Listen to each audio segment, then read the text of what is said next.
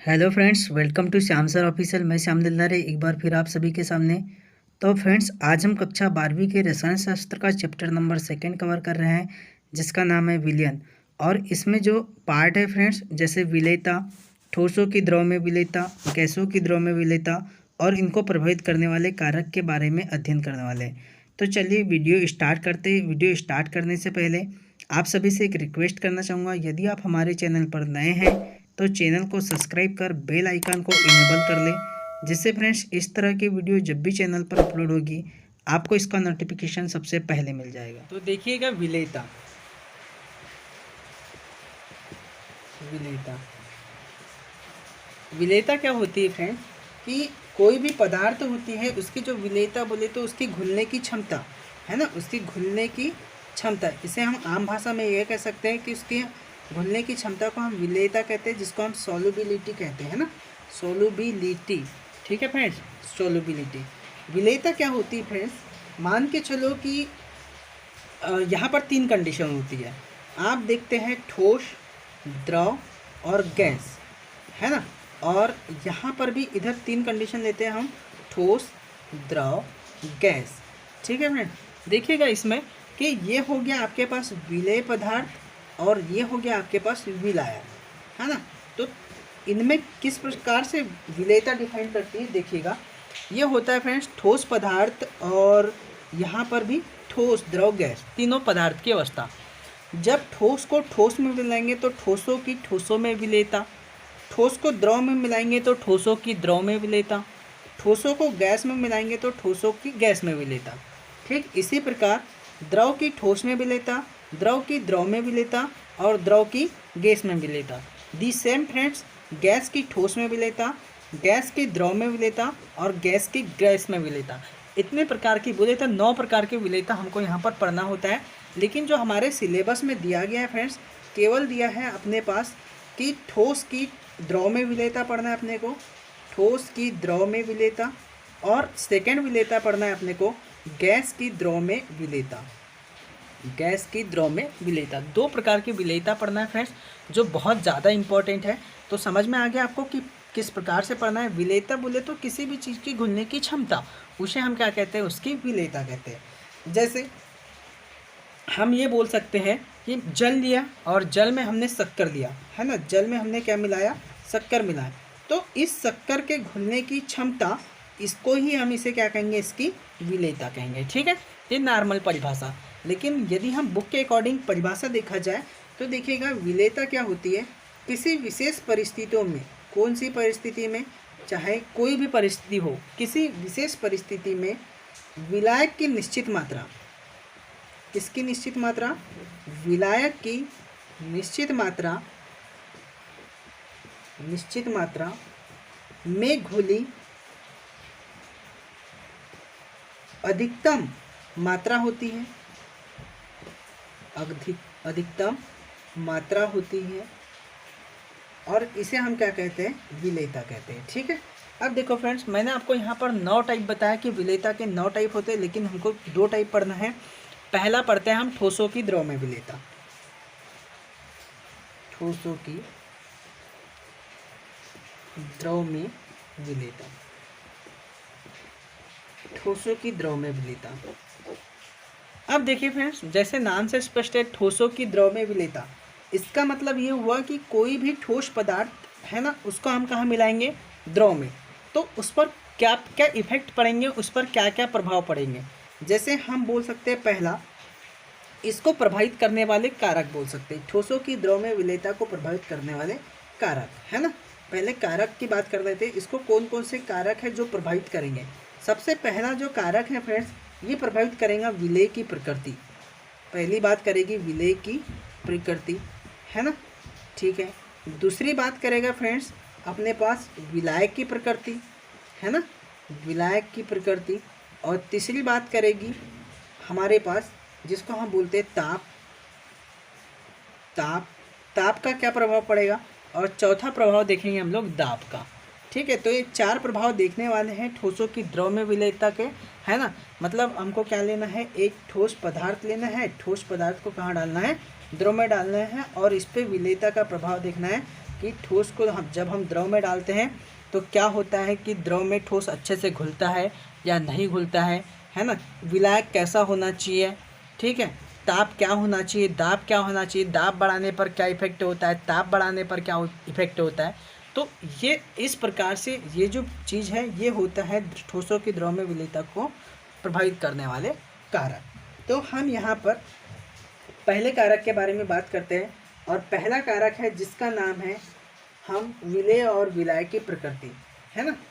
देखो विलेय और विलायक की प्रकृति आपको लिखना है फर्स्ट, विलेय एवं विलायक की प्रकृति।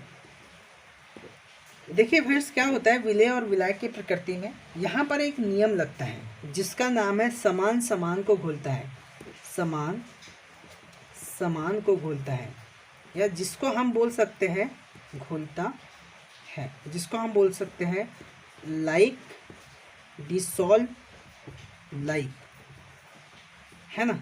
समान समान को घोलता है का एक नियम लगता है, समान समान को घोलता है इसका मतलब ये होता है फ्रेंड्स कि मान के चलो कि कोई भी आयनिक यौगिक या कोई भी ध्रुवीय यौगिक केवल और केवल ध्रुवीय विलयन में ही विलय होगी, है ना, ध्रुवीय विलयन में ही आसानी से विलय होगी। और कोई भी अध्रुवीय यौगिक ये भी केवल अध्रुवीय विलयन में क्या होगा, विलय होगा, है ना, ठीक है। कोई भी ध्रुवीय यौगिक कहाँ केवल ध्रुवीय विलयन में अच्छे से विलय होगा और कोई भी अध्रुवीय यौगिक केवल और केवल अध्रुवीय विलयन में अच्छे से क्या होगा, घुलेगा। जैसे मैं बोल सकता हूँ, मान के चलो कि कोई ठोस पदार्थ की घुलनशीलता कब डिपेंड करती है कि कोई ठोस पदार्थ किसी द्रव में तब घुलेगा जब यह विलेय और विलायक के मध्य होने वाली अन्योन्य क्रिया समान होगी। जैसे मान के चलो अन्योन्य क्रिया का मतलब होता है आकर्षण बल समान होना चाहिए। जैसे हमने बात किया कि कोई ठोस किसी द्रव में तब घुलेगा, कोई भी ठोस पदार्थ है ये द्रव में तभी घुलेगा जब इनके मध्य अन्योन्य क्रिया का मान कैसा होगा, समान होगा, दोनों आसानी से घुल जाएगा। मान के चलो फ्रेंड्स यहाँ पर जल है H2O और फ्रेंड्स दूसरा जो यौगिक ले रहा हूँ मैं C2H5OH, ठीक है, एथिल एल्कोहल। अब जब मैं दोनों को एक दूसरे में मिलाऊं, है ना, दोनों को एक दूसरे में मिलाऊं तो यहाँ पर ये होगा फ्रेंड्स कि जब आने वाला यौगिक होगा यहाँ पर जल का भी अणु होगा और C2H5OH का भी अणु होगा, जल का भी अणु होगा और C2H5OH का भी अणु होगा। तो इनके मध्य अन्योन्य क्रिया कैसी होनी चाहिए, समान होना चाहिए। जल और इसके मध्य अन्योन्य क्रिया बोले तो आकर्षण बल का मान कैसा होना चाहिए, समान होना चाहिए। तभी ये कंडीशन डिपेंड करेंगे कि ये आसानी से घुलेगा या नहीं घुलेगा, ठीक है। ये समान समान को घुलता है, लाइक डिसॉल्व लाइक याद रखना है, ठीक है, समान समान को घुलता है। जैसे कोई भी ध्रुवीय यौगिक में केवल और केवल ध्रुवीय विलयन ही घुलेगा, उसी प्रकार कोई भी अध्रुवीय यौगिक केवल और केवल अध्रुवीय विलयन में ही घुलेगा। ऐसा नहीं होगा कि ध्रुवीय यौगिक अध्रुवीय विलयन में घुल जाए और अध्रुवीय यौगिक ध्रुवीय विलयन में घुल जाए। घुलेगा फ्रेंड्स लेकिन उतनी आसानी तरीके से नहीं घुलेगा, ठीक है। तो ये होता है ठोस एवं विलेय और विलायक की प्रकृति, है ना, मतलब दोनों ध्रुवीय प्रकृति के होने चाहिए या फिर दोनों अध्रुवीय प्रकृति के होने चाहिए। जैसे मैं बात करता हूँ फ्रेंड्स कि जो जल है वो जल में आसानी से कोई भी जैसे अध्रुवीय यौगिक जैसे NaCl, ध्रुवीय यौगिक NaCl के बारे में बात करते हैं तो NaCl जल में आसानी से घुल जाता है। लेकिन मैं इसी के जगह जैसे मान के चलो कोई अध्रुवीय यौगिक लाता हूँ जिसका नाम जैसे नेप्थेलिन हो गया, इसको मैं जल में घुलूँ, है ना, जल में घुलूँ तो ये आसानी से नहीं घुलेगा, है ना। क्यों नहीं घुलेगा, क्योंकि यह कार्बनिक यौगिक है और कार्बनिक यौगिक क्या होते हैं, अध्रुवीय यौगिक होते हैं, इसीलिए यह जल में नहीं घुलेगा, ठीक है। तो इनकी एक की प्रवृत्ति होगी आपके पास ध्रुवीय अध्रुवीय होगी और दूसरे की प्रवृत्ति क्या होगी, ध्रुवीय होगी, इसीलिए यह विलेयते के नियम का विरोध करेगा, ठीक है। इनके मध्य अन्योन्य क्रिया या आकर्षण बल का मान कम होगा और इनके मध्य अन्योन्य क्रिया और आकर्षण बल का मान अधिक होगा, इसलिए ये आसानी से घुलेगा। इतना टॉपिक आपको समझ में आ गया। मैंने जो अब बोला आपको कि ठोसों की द्रव में विलेयता ये 4 कारकों पर डिपेंड करती है। सबसे पहले विलेय की प्रकृति और दूसरा होता है विलायक की प्रकृति, थर्ड होता है ताप और फोर्थ होता है दाब। तो यहाँ पर 2 चीज़ पढ़ रहे हैं हम लोग, एक विलेय और दूसरा विलायक। विलेय की प्रकृति भी ध्रुवीय होना चाहिए और विलयन की प्रकृति भी ध्रुवीय होनी चाहिए, तभी वो आसानी से घुलेगा, है ना। समान समान को घुलता है, ये नियम लगाना है, लाइक डिजॉल्व लाइक, है ना। और इसमें मैंने बताया कि कोई भी ठोस पदार्थ द्रव में तब घुलेगा जब उनके मध्य अन्योन्य क्रिया का मान अधिकतम होगा। यदि उनके मध्य अन्योन्य क्रिया है ही नहीं तो वो विलयन नहीं घुलेगा। ठीक है फ्रेंड्स, चलो दूसरी बात करते हैं हम। इसी में देखते हैं फ्रेंड्स ताप का प्रभाव। ताप बढ़ाने पर क्या होता है, आपने कक्षा 11वीं में ली सातेलिए का नियम पढ़ा है। ली सातेलिए के नियम के अनुसार ही यहाँ ताप डिपेंड करता है। तो देखिएगा ताप का प्रभाव तो क्या होता है, ताप बढ़ाने पर और ताप घटाने पर। देखो ताप बढ़ाने पर विलेय की विलेयता बढ़ती है, विलेय की विलेयता ताप बढ़ाने पर बढ़ती है, ताप बढ़ाने पर बढ़ती है ना। लेकिन कब बढ़ेगी, यदि जब विलेय के घुलने की प्रक्रिया, विलेय के घुलने की प्रक्रिया की प्रकृति ऊष्माक्षेपी होगी। ऊष्माक्षेपी, विलेय के घुलने की प्रकृति की प्रक्रिया कैसे होगी, ऊष्माक्षेपी होगी, है ना। ठीक है, समझ में आई बात कि विलेय की विलेयता ताप बढ़ाने पर बढ़ेगी। कब बढ़ेगी, जब विलेय के घुलने की प्रकृति ऊष्माक्षेपी होगी।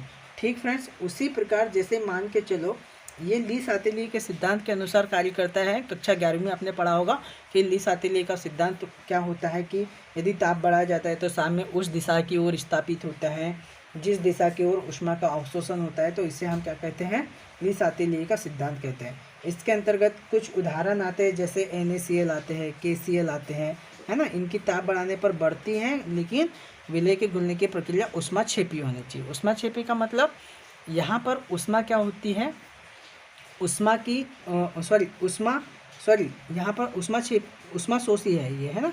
ऊष्मा शोषी है मतलब ऊष्मा लगती है किसी भी अभिक्रिया को संपन्न कराने के लिए। ठीक है, अब बात करते हैं सेकेंड में। इसी में क्या होता है फ्रेंड्स कि विलेय की विलेयता कम होती है। कब कम होती है, विलेय की विलेयता ताप बढ़ाने पर कम होती है, ताप बढ़ाने पर कम होती है। कब कम होती है, जब विलेय के घुलने की प्रकृति ऊष्मा शोषी न होते हुए ऊष्माक्षेपी होती है।